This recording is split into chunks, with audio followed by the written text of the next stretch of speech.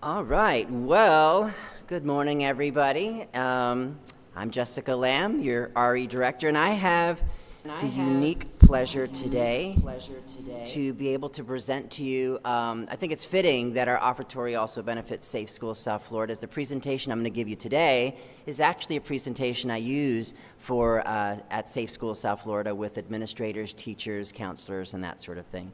So we're going to talk a little bit about what is gender diversity? What is the T in LGBTQ? So let's see if we have our technical difficulties resolved, then we can bring up my presentation on the screen. So bear with us there. There we go. All right, beautiful, it's working. So what is gender diversity? So there's a basic question that we each on this planet have at some point in our lives. It doesn't matter what the color of your skin is. It doesn't matter where you live, who your parents are, what place in the world you were raised. One basic question we all as human beings eventually ask ourselves is, does anybody know? It's right up there on the screen. Who am I? So it doesn't matter where you are. You could be like Mowgli in the Jungle Book, right? Who at a young age was lost in a forest and raised by wolves. And at some point, Mowgli asked himself, am I a wolf? But I don't walk on all fours like a wolf. I'm not hairy like a wolf. I don't have big teeth like the wolves do. So who am I? So Mowgli goes on his quest, right, to figure out who he is. And so he meets various characters, and then he sees the human village and says, well, they look like me. But Mowgli still doesn't identify as human. So where is he? How does he fit? Who am I? It's a basic question, like this little character up here. See if it shows up on the screen. There you go. Who's seen the movie Toy Story? Forky? Is he a toy or is he garbage? Right? And everybody tries to convince him otherwise. And he goes through an existential crisis of trying to figure out just who am I? We all have this question. Who am I is what makes you unique, distinct, different. If there's one thing I can tell you, we're all seeking to be normal, but guess what? Do you know what normal is? Normal means is that we're all different. Because if you were to clone me and created another Jessica, you wouldn't be creating another Jessica, you'd create a facsimile. And quite actually, if you cloned me and created another Jessica, you wouldn't get a Jessica, you'd get a Jesus. Because I'm transgender and my gender marker at birth was male.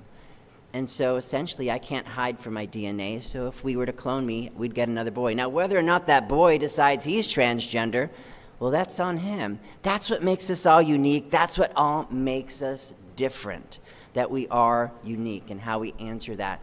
So gender diversity, the transgender community is a community striving for respect and affirmation. I use the term affirmation because when you affirm something, you believe it to be true.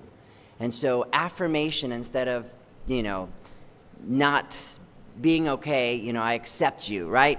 Acceptance. You can accept something as not being true. But when you affirm something, you believe it to be true.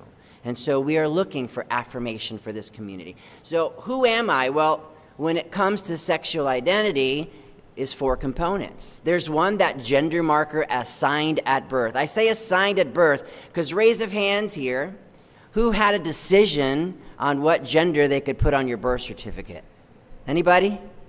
Who decided that? Did your parents get to decide that even? Who decided that for you? The doctor. Okay, did the doctor run a DNA test or even a brain scan? Did he do any of these things to determine gender? So how does the doctor make this determination? By looking at what's in between your legs. If it looks like a little something that sticks out, well, that's a boy. And if it has an innie or an outie, right? So if it has an outie, it's a boy. If it has an innie, it's a girl, right? We make it based on visual cues. But what we learn is that gender is just so much more diverse than just what you see on somebody's surface. Who decided this? Well, a doctor did. Should we change it? Let me tell you something. We even decide the gender of our kids before they're born. We take a little ultrasound, and whoever's doing the ultrasound says, oh, there's something in between the legs. You're having a boy. Congratulations. We have gender reveal parties and all kinds of, celebrations. I want you to think for a moment. that what that designation says about you for the rest of your life. The moment somebody decides that you are male or female, how does that define the path of your life? Well, if we lived 500 years ago and you were female, it meant that, you were going to be somebody's wife and childbearer, right? If it said you were male, it meant you were going to be a leader. Imagine how that defines your life. And we didn't have a choice in the matter. Another component is our gender expression, how we dress and how we present to the world. I love this little graphic you see up here. It's the same little anime character. The only difference between these characters are the cues and props that they're wearing. So the hair is longer. So if the hair is longer, we usually say it's what? It's a girl, right? Most kids are looking at visual cues to determine what the gender is based on what society has told them that particular gender is supposed to look like. So on one side, you have one that looks very masculine with the short hair and the long pants. And on the other side, you have one that's more feminine with, the long hair and the skirt and, boots in this particular picture. So we have this idea of masculine and feminine, and that has changed over time. Because if we were to go back to when our country was founded and look at the clothes that men were wearing at that time, was vastly different than what we're wearing today. They were wearing powdered wigs, they had powdered faces, they were in high-heeled shoes and stockings. If we saw a man wearing that today, we'd probably say that was a drag queen, right? So consider how things change. Even if we lived in the 1950s, women weren't supposed to be wearing slacks or a blazer like I'm wearing right now, right? If you were wearing this was male attire. But somehow now in the 21st century, women are wearing slacks and blazers, and we see it as quite feminine. So see how even within our own lifetimes, how these gender props and cues might change from masculine to feminine. There's also the gender identity component. This is the core of who you are. This is how I identify. I am male. I am female. When do you decide this? Actually, at quite a young age.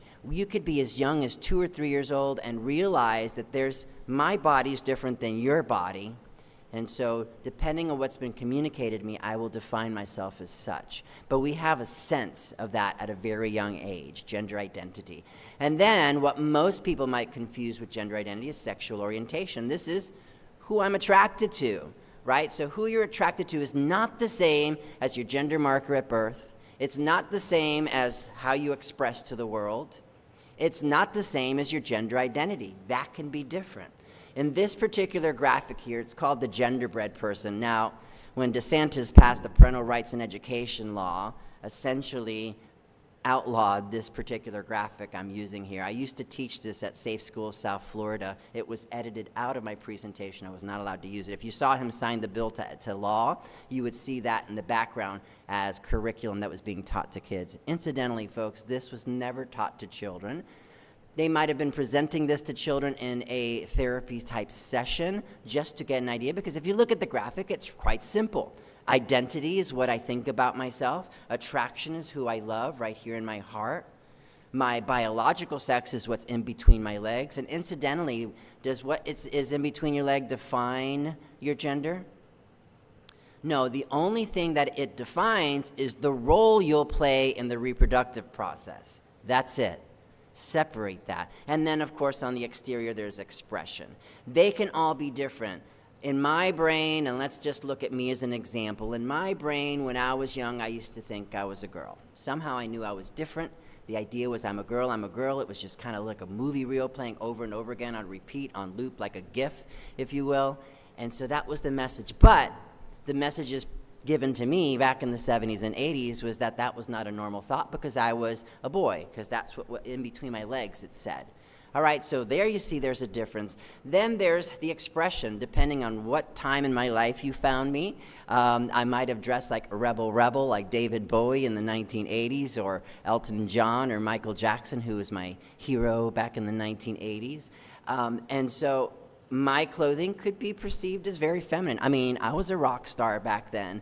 With the long hair, I'd even wear what we call guy liner, and then I would wear tight pants and long trench coats, right? So I looked kind of like Bon Jovi almost, right? So that was just kind of my getup. And so that could be perceived as very feminine, but my expression would change over time, right? It's funny because when I ask I've gone to my high school reunions, and I've met some of my old classmates. They used to say, oh, you were really weird back then, wearing like the long trench coats and tight pants and stuff.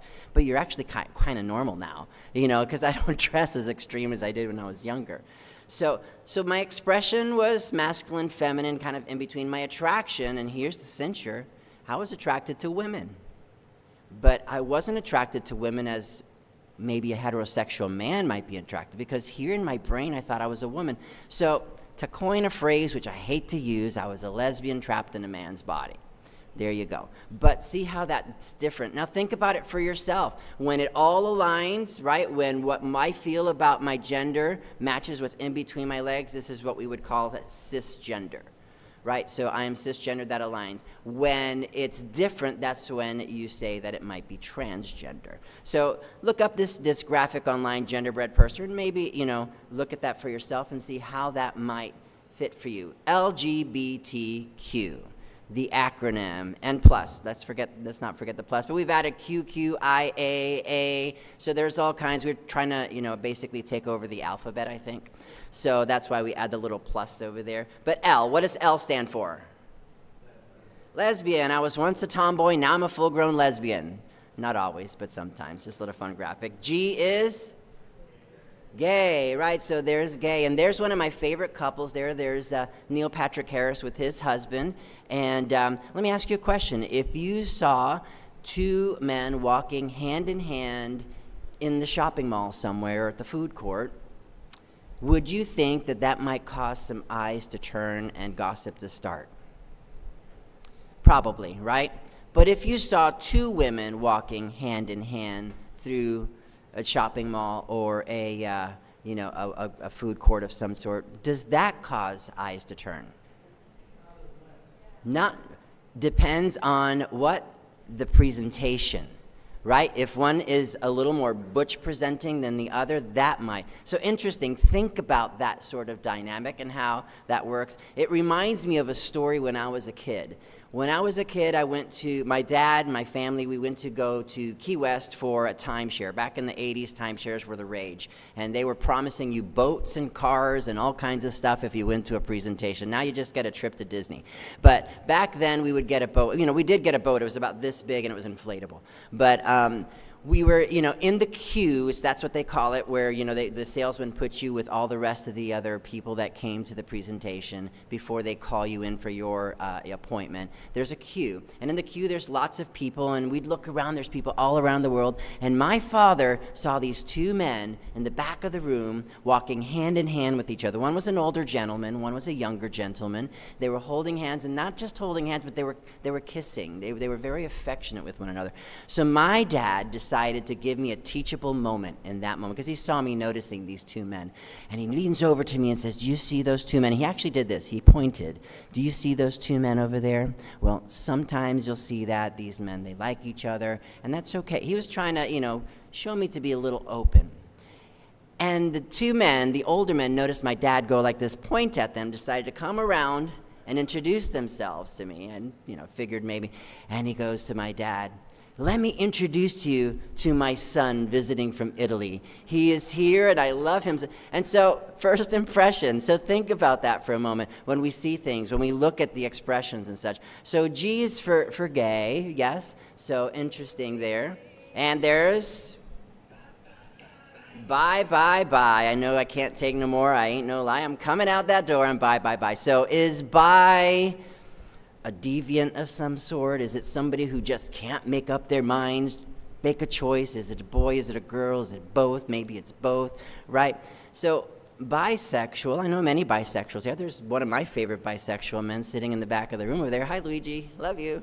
Didn't mean to out you, but I know that you're out. So, that just means that they're open to, and bisexual is about gender. I like boys, I like girls. But there's another term that many confuse from bisexual, and that is the term pansexual.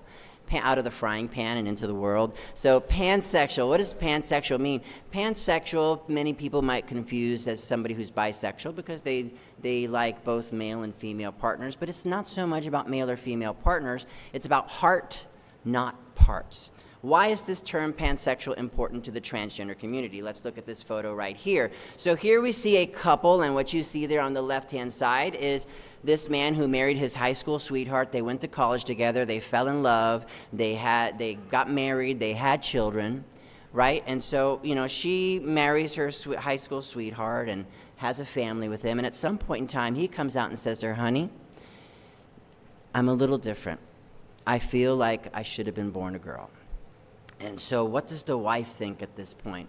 That's weird. That's strange. Now, in today's world, we might be okay with the wife leaving the husband because she didn't marry a transsexual. She didn't marry a woman. Is she a lesbian woman or is she heterosexual? Well, she married a man. I think she identifies as heterosexual. So now what? Now I've got a wife. What does that mean to me now? Right? So she decides, well, we've been together for so long. We have a family. I love you no matter what. Let's stay together. Right? So they stay together. And now what happens? We see two women walking down the street like we see that, holding hand in hand and maybe being affectionate with each other. So now do we say this is a lesbian couple? She doesn't identify as a lesbian. If she were to remarry or date, she'd probably be dating men. But why does she stay with this person? So she, at some point, because we all think in boxes. We want to think outside of the box, but eventually we jump outside of the box to create new boxes. And so pansexual might be something she would say, no, I am not a lesbian. I would probably be pansexual because I love my partner regardless of what's in between their legs. This person is the person I love. It's my heart that loves this person, and I don't love this person because they have a penis between their legs. So this is why the term pansexual can be very important for couples in this community. So then there's also Q for questioning, for queer, right? So it's interesting, the word queer, because when I was being raised in the 70s and 80s, if somebody called me queer, it was a derogatory term. And somewhere along the way, we won that and empowered it and made it a sense of pride. And I thank shows like Queer Eye for the Straight Guy, Queer as Folk, Queer as whatever, we won back this terminology and gave it some power. So what is the T? Let's take a quick look at what the T is here. Kids have an interesting take on just I don't know if you can hear this. We see things in a way that we as adults can't. We have prejudices, we have preconceived notions, we have all sorts of things like that. So I recently sat down with a group of young people to ask them what the difference is between boys and girls. This is something I've actually been wondering about for years. And as you will see here, I got some exceptionally enlightening answers. Can we hear the presentation? Can we hear it a little bit? Very low? Very low? All right, so I'll reiterate. What's the difference between boy and girls?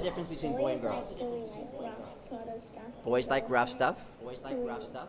Kind of like kind and soft. Girls are kind and soft. Girls are kind and soft. Are they? Vicious animals? No. Vicious animals? No. Vicious animals? Boys have thicker hair than a girl. And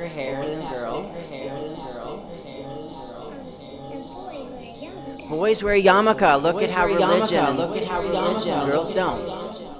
you can tell by The Adam's apple. The Adam's apple, then it's a girl. But if they do, then it's a boy. That's right. Absolutely right. Girls like pink, boys like pink. Sometimes boys like pink. Some boys like pink, right? Some boys like pink, right? Some boys like pink, right? Girls shop a lot, boys don't. Sometimes boys shop a lot. Boys like to watch TV a lot, and girls don't. They don't? I think some girls do. Which is It's hard, right? And again, kids are looking at gender cues and props. Yeah, you and I, yeah. I know a way, but I think it's really disturbing. Uh-oh. You know how you tell a boy pup to a girl pup? When people hit their thing in between their legs, you know how they say, "Oh my nuts! Oh my nuts!" They actually mean said this? I'm just trying to express what the question you Oh, asked. okay. No, you go ahead. Again, though, what's the difference between a boy and a girl? What's the difference between boy and girls? Well, I shouldn't say the disturbing way, but most girls have longer hair than boys. Long hair. 90%. Well done. What is the difference between a boy and a girl? Let me, she was talking about something. What? She was saying something in the car that it's a little about potty words. Okay, Oh, they've got well, some tell potty us, words to sure. share. What is it?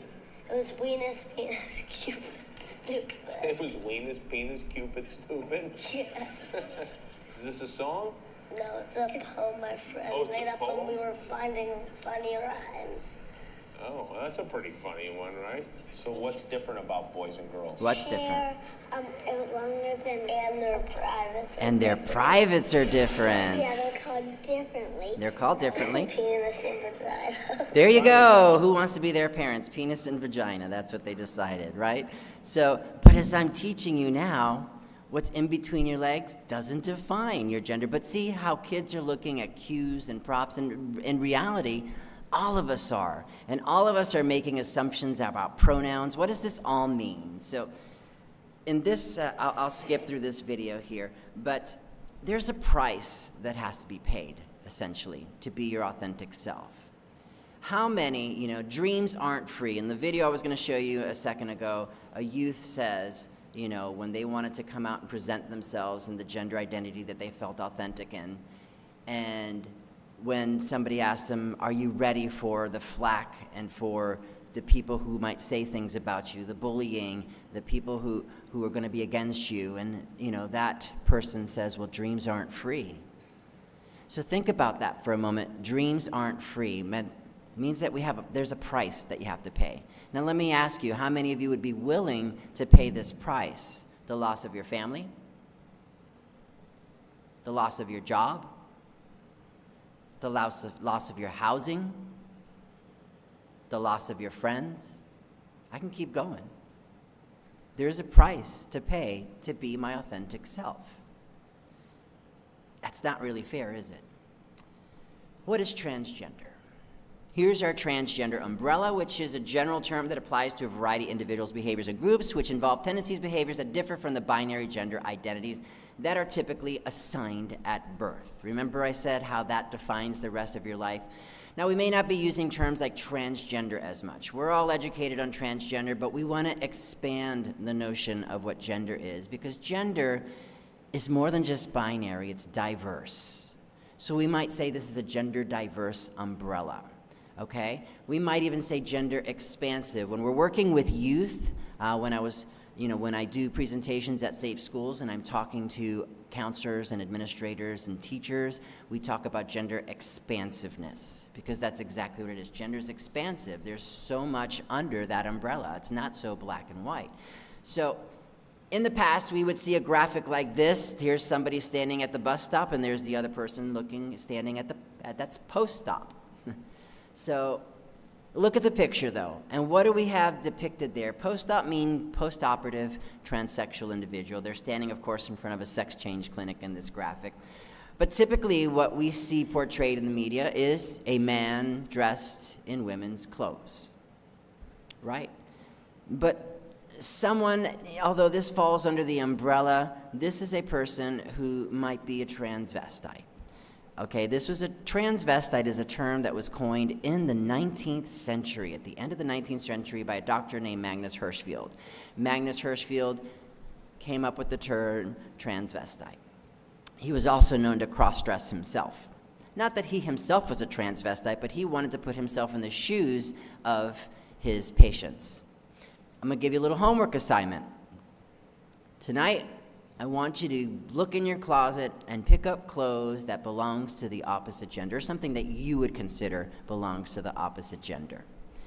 Try them on just for a little while. See how that feels. So women, put on a pair of boxer shorts, maybe put a sock in between your leg just to feel something in between your legs. Men, throw on a bra. And if for a second, a minute second, You might feel uncomfortable with yourself. This is what a person who's gender diverse is going through all the time. In the end, we're putting on these props and cues, and all they are is an article of clothing. That's it. All it is an article of clothing. You define the power that it has. Now, somebody who might be a transvestite, we've sort of stopped using this term, and now we use the term cross-dressing. You might hear the word tranny being used. I don't want you to use that, but you might hear people within the gender diverse community using it amongst themselves. Like, I would never use the N-word, but somebody in that culture or community may say that to each other, as part of their language or slang. Okay, so tranny is a term that trans people might use with each other as affection, even though it's been used in a very derogatory way. So I encourage you not to use that term. So this is essentially a person who, let's go back to those 4 components, wears clothing that is of what we might consider the opposite gender. It's all about presentation, right? So when we think about the most famous cross-dresser in the world, what might be the first image you think of? We all know the answer to this. We probably watch it on TV. RuPaul. Let me ask you a question. There's RuPaul on the in this photoshopped picture. We have the beautiful ebony princess there, who we call Your Highness. RuPaul in drag presentation on the left, and RuPaul in his everyday presentation on the right. On the right is how RuPaul typically presents themselves, unless they're working, and then she's Your Highness. So let me ask a question. Does RuPaul want to remove his genitals? Does he want to get implants? Do they want to decide to take hormones and transition? I mean, if you want to look like this, why don't you want to look it all the time? RuPaul is a cisgender gay male. And the only reason RuPaul wears this outfit is, number one, he feels fabulous when he does it, enjoys it, does it for entertainment purposes. And as quoted by RuPaul in a video in 1986, it's about the money, honey. So, that's absolutely right. Drag is an individual who dresses or acts like the opposite sex for entertainment purposes. For them, it's a job or it's play. It's not a gender identity. Some are gay, some are not. Some identify as transgendered, most do not. So drag queen, it's essentially a form of play. So looking at this video right here, we see a slender figure with long hair, wearing Victoria's Secret sort of, outfits. This is how most of the world might see a beautiful female model, correct? Well, let's take a quick look. Surprise.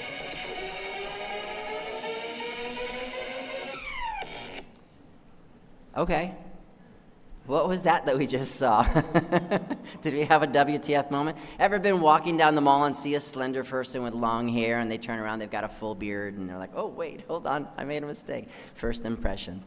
That person might identify as gender queer or androgynous. This is an individual whose gender experience defies the typical gender roles of society, doesn't imply any specific form of sexual orientation. No, this person does not identify with the traditional gender binary. In today's world, and most kids in Gen Z and Gen and Alpha, they look as gender as something very fluid. I mean, to them, it's not as important as it is to us grown-ups. And many, like I mentioned earlier, the word queer has taken this identity as gender queer. Now, gender queer isn't necessarily under a transgender umbrella, because gender queer talks about expression. It's about this person's not looking to have surgeries or to change their bodies physically. They just want to wear what they want to wear, however they want to wear it. They want to wear makeup, they want to have long hair and a beard, whatever it is, they want to wear dresses. That's fine, And here we have a non-binary umbrella. So under the non-binary umbrella, we've got androgynous, gender fluid, agender, genderqueer, gender non-conforming, an umbrella term for a person who identifies with or expresses gender identity that is neither entirely male or entirely female. In this particular case, we're talking about masculinity and femininity, and everything that's in between. Somebody who might be genderqueer might use terms like they, them. But using they, them is just bad English. I can't use it. They taught me better in school. Well, improper grammar, you say. The American Dialect Society declared the singular they in 2015 the word of the year. Now, if you open up a modern dictionary, it will include the singular they. So like it or not, if you're a fifth grade teacher, they is now a recognized and grammatically correct singular pronoun. As a matter of fact, we have some people in our congregation that uses they, them, and who often gets misgendered all the time with the wrong pronouns. So I encourage you to use, oh look, they're raising their hand out there and saying hello. So, and when you hear someone use the wrong pronouns, correct them. So I know Derek is probably not going to correct you, but, you know, think about it, correct yourself, move on, right? So they, them. This is one of my favorite videos, and I want you to watch it, and I hope you can hear it. So here we go. I swim. You swim. We swim. Very good, everyone. Now, Farhad, do you swim? I swim. Everyone, Farhad swims. So, he swims. Good. Now let's conjugate the verb to swim with the other pronouns. She swims. They swim. Zer swims. Z swims. Zai swims. What's wrong? I don't understand. That's okay. I don't understand, and that's all right, Louise. So I is the first person pronoun used when you're referring to yourself. I swim. Correct. Yes, I understand I, pero I don't understand what is that. Oh, they are all gender-neutral pronouns. What does that mean? Gender-neutral pronouns are what you use when you're referring to someone who doesn't want to be referred to by traditional masculine or feminine pronouns, like he or she. So not a boy, not a girl. That's right, Yuki. Is he gay? No. Well, not necessarily. My brother, he gay. Is he one of them? Do you know your brother's preferred pronouns? I don't know. My family not speak to him. Okay, cultures are different.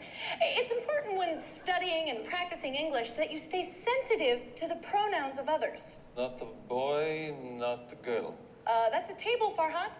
It is a table. You see, the table didn't choose its gender. Objects can't do that, but people can. For example, what is Yuki? Girl? Well, maybe. We don't want to misgender Yuki. Yes, sir, I'm a girl. You could be. I am. Yeah, but you could also be someone who was assigned female at birth, but now identifies as non-binary. So we would, in fact, use a gender-neutral pronoun for you, like Z. What is his sign? His homework? No. A sign is how you look on the outside, but how you feel on the inside, that is how we identify. Identify swim. Really, Farhad? I am confused. You shouldn't be confused, Yuki. Sorry. It's really not that hard, you guys. There's only 63 pronouns. 63 pronoun. Yes, and it's important before speaking to anyone that you ask, what is your preferred gender pronoun? I have to ask everyone that? Yes, of course. Louise, what if you accidentally referred to a Z as a za? Wouldn't you be embarrassed? No? Of course you would. You should be embarrassed. And you know what else? It's offensive, right? Right?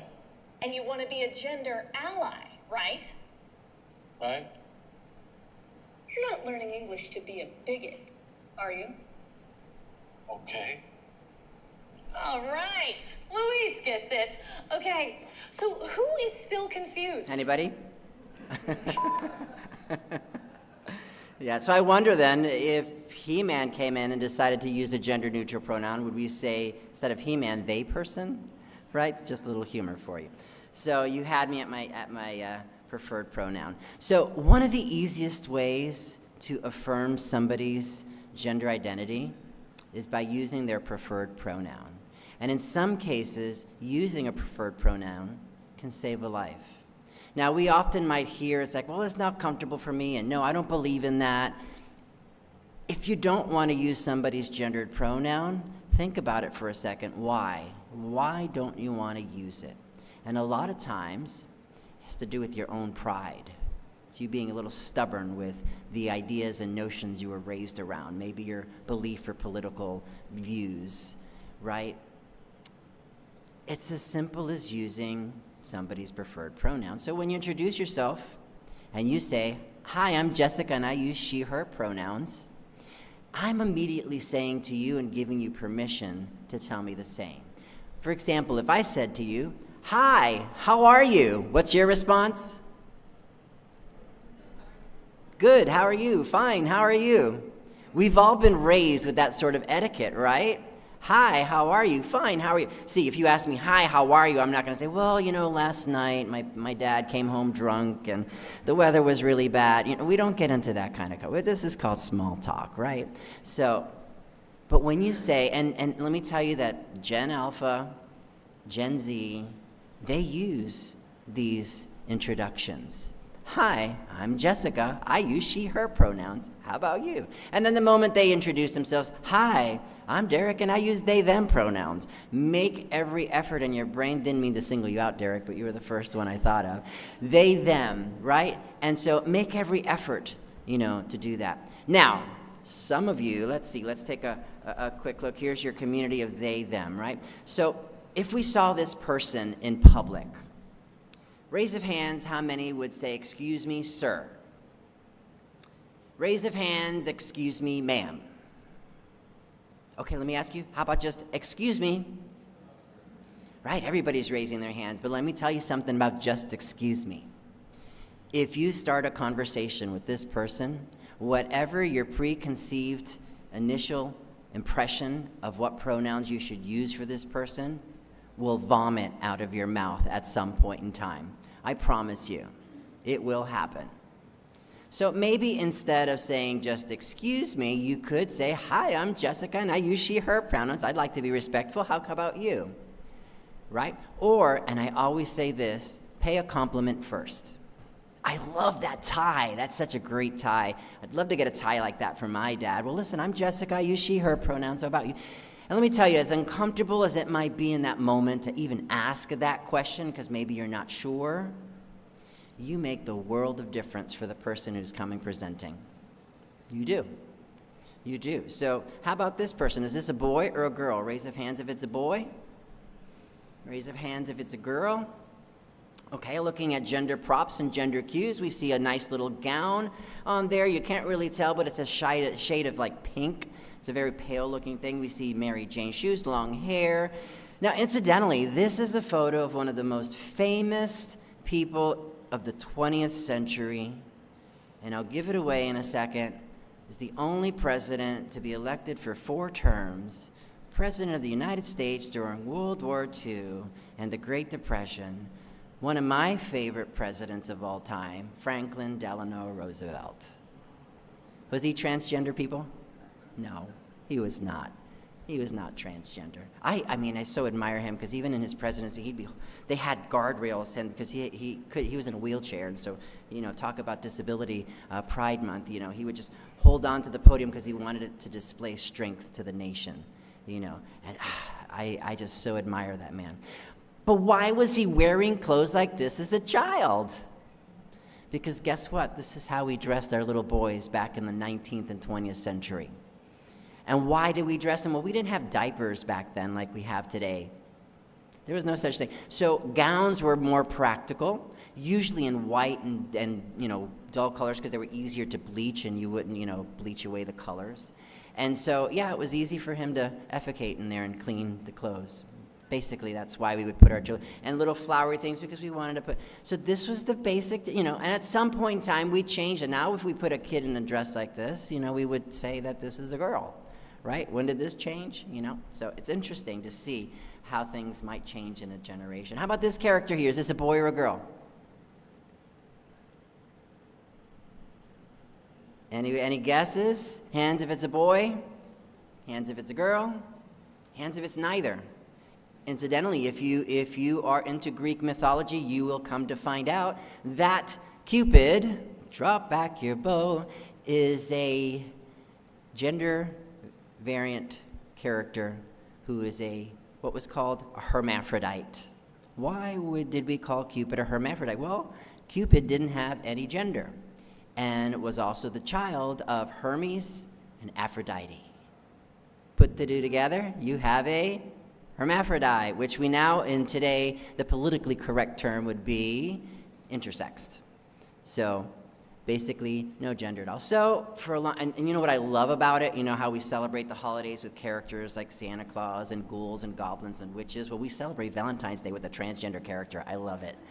So forget you, Hallmark. I'm going with Cupid as gender variant. We're celebrating love regardless of gender. So interesting how throughout time we have seen things like this happen, right? Intersex, a rare condition in which an individual has discrepancy between their chromosomes, XY, XX, and everything in between. So it's in variable degrees. Transsexual. Transsexual is a term that was coined, again, by Magnus Hirschfeld in the early 20th century, and this was a person who, like Caitlyn Jenner, was born one gender and decided to have surgery and change their gender.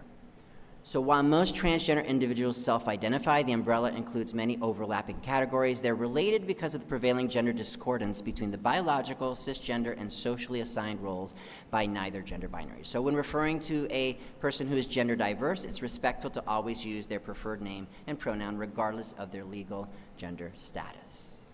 So there you have it. Normally I would share my story here, but you can look it up online. This was an interview I did on Larry King with my children.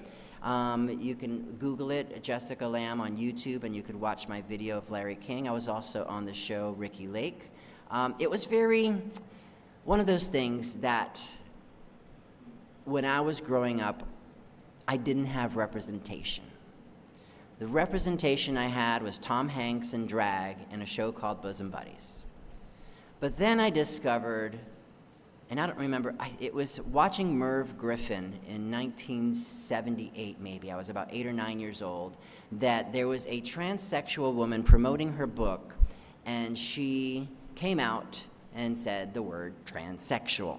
And I was like, that's me.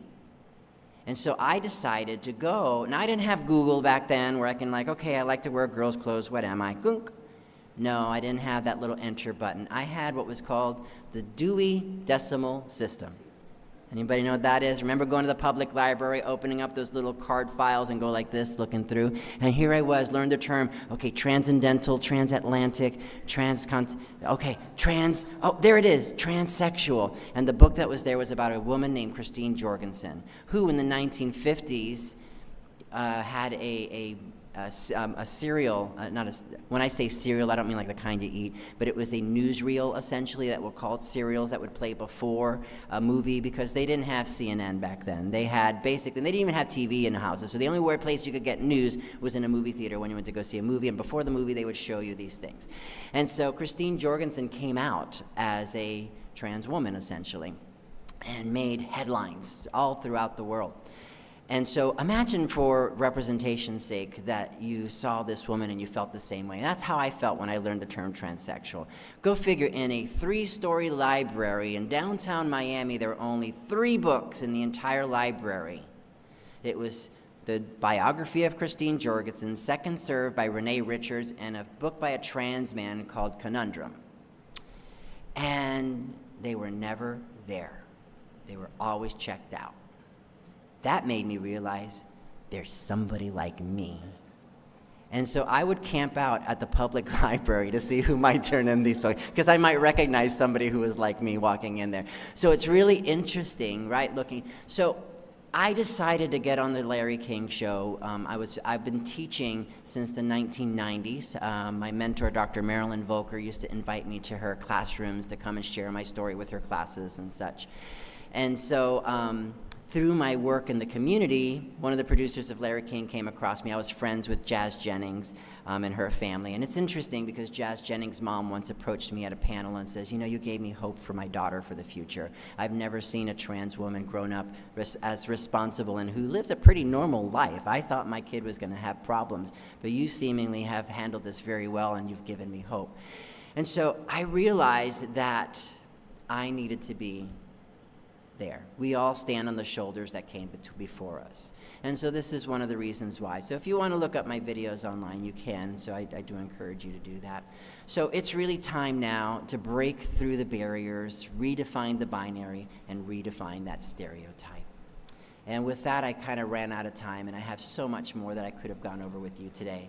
But to briefly go over some statistical information, the prevalence, and don't use this word transgenderism.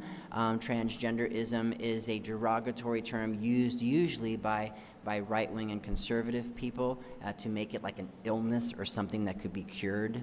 But it's accurate to estimate how many people are gender diverse because many are scared to be out, and because of their cultures and things that they don't want to be counted. They're looking to go stealth. They're looking to go into the binary, right?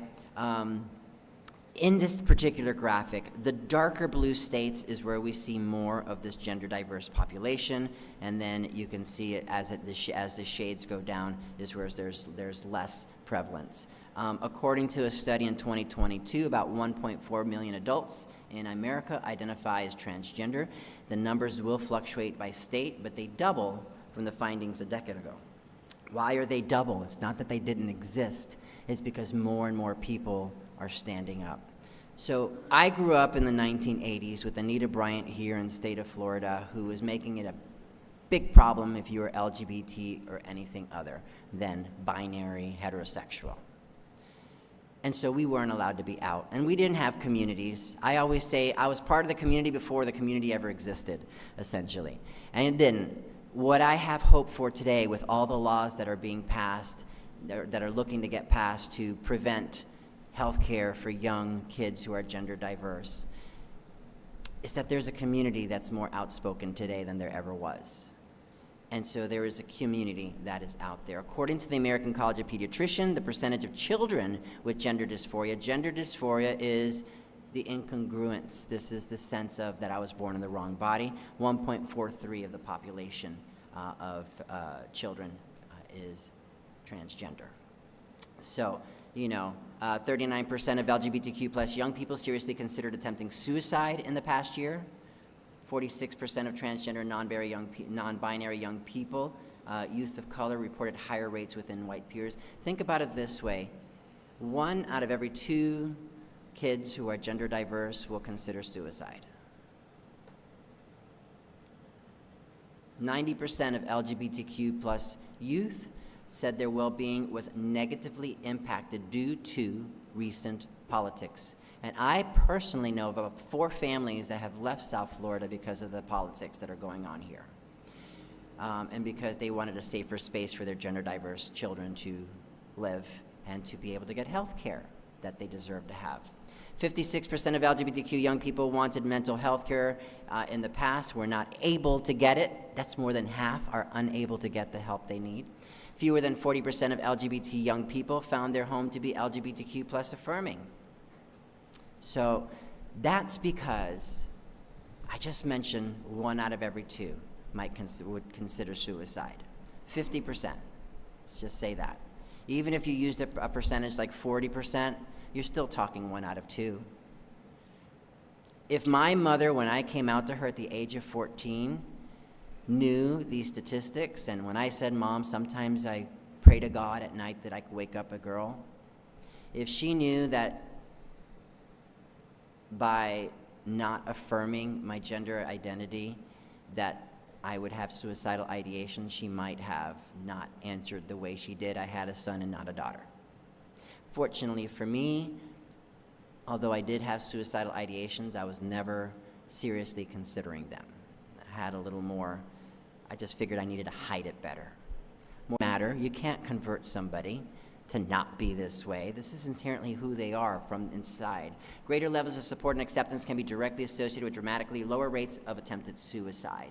So there's medical services procedures, dangers of transition. So 50% of transgender, gender fluid Americans reported that they had to teach their medical providers because there is no studies being offered. I do this through the Transgender Certification Association, where we train professionals, nurses, doctors, pediatricians, therapists, human resource directors. So I personally, in 2013, met with Dr. Volker, Dr. Carol Clark, some of my friends, and we decided to start these sort of conferences to teach medical providers, because there is nothing.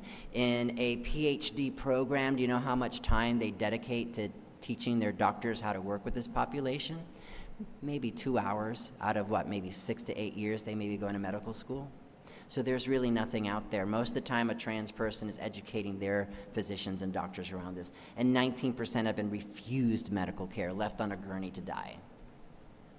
So time to change the paradigm, and time to change misconceptions and beliefs, instruct appropriate behavior, finding ways of creating grouping, avoiding stereotypes. And here's really quickly, I know I'm running out of time here. I ran out of time. Thank you for being patient with me.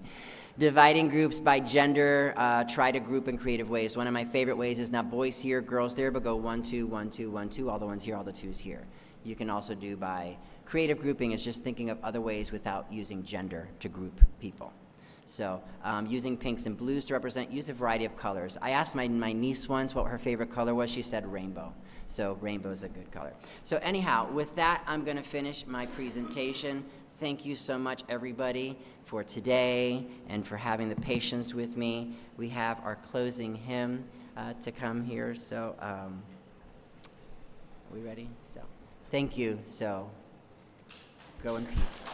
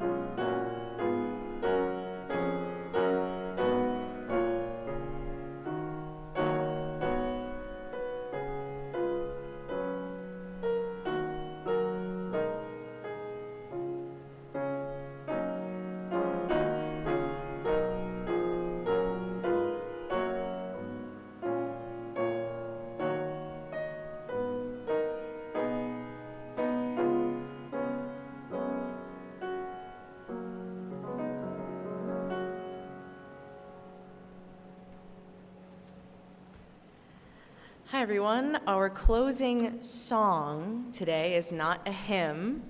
It's on a sheet of paper. It's back there by the hymnals if you'd like to read along. It is a piece called Fearfully, Wonderfully Made by Amanda Udis Kessler. She publishes her music on a website called queersacredmusic.com. You're free to stand if you'd like to.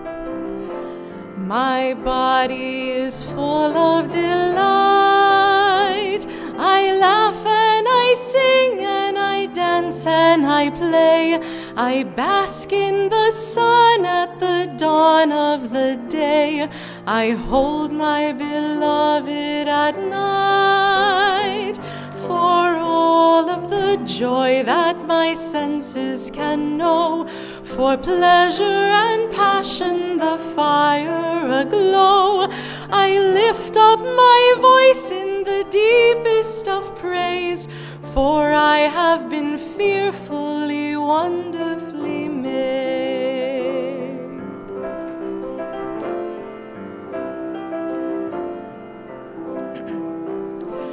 My body is tender and strong.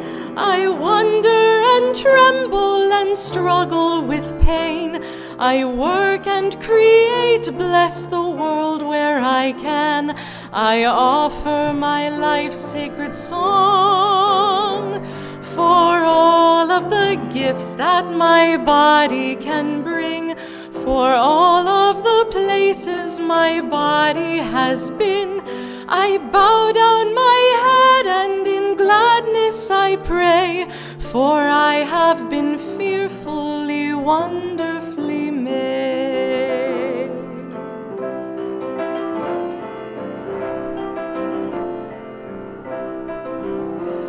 Our bodies are objects of hate.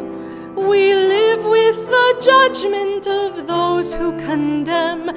They seek to suppress us, and we rise again, our beauty increasingly great.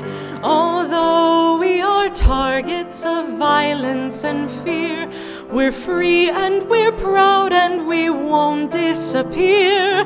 Though some may reject us, we aren't afraid, for we have been fearfully, wonderfully made.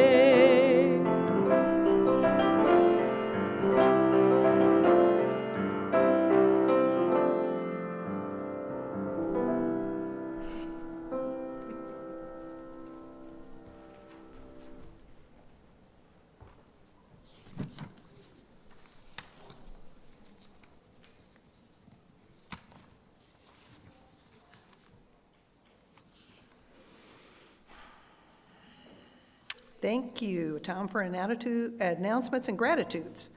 Thanks to all the professional and volunteer staff, our church board, our committees, Cheryl, our business manager, Jairo, communications director, Kat, our Sunday service assistant, and thanks to our greeter, John, and Luigi and Zoltan were back there helping out, Derek, running our live stream, Joseph for accompanying our hymns and providing wonderful music. I particularly enjoyed the offertory music and the prelude today, very much, very much. Alex for leading the hymns. That last one was lovely, almost made me cry. Thank you to Jessica for your leadership and the service today. And finally, thanks to all of you for joining us this morning. Please watch, you're welcome, you're welcome. Please watch for your weekly email newsletter or visit our website for upcoming programming. And you know what's coming next, Connections and Bocaditos. Please join us. After the service, we invite everyone to bring and share their favorite bocaditos and snacks. If you would like to help or have any questions, please talk to Janice or Carol. And remember that we are a nut-free campus. Next week's service is Derek leading us in looking back at our history at UUMiami to draw inspiration from our ancestors as we move forward in our community. This service will be a two-parter, so stay tuned for part 2 on August 11th. I'm looking forward to that. I'm looking forward to learning more about the history of this place that is so important to me. And we've got the Social Justice Committee meeting. Everyone's invited to join in it, and it's going to be next week at its regular meeting time, the first Sunday of the month, after services, 12:45 in the Emerson Room.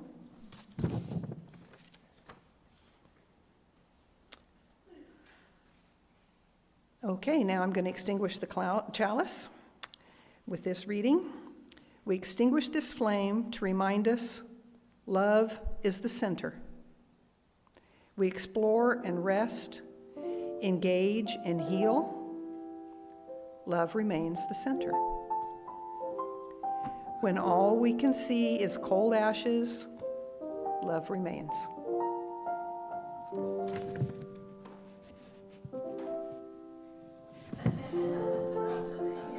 Got to put a little effort into that. I invite you now to stand and greet those around you, particularly those you don't know. Let's deepen our connections in this beloved community.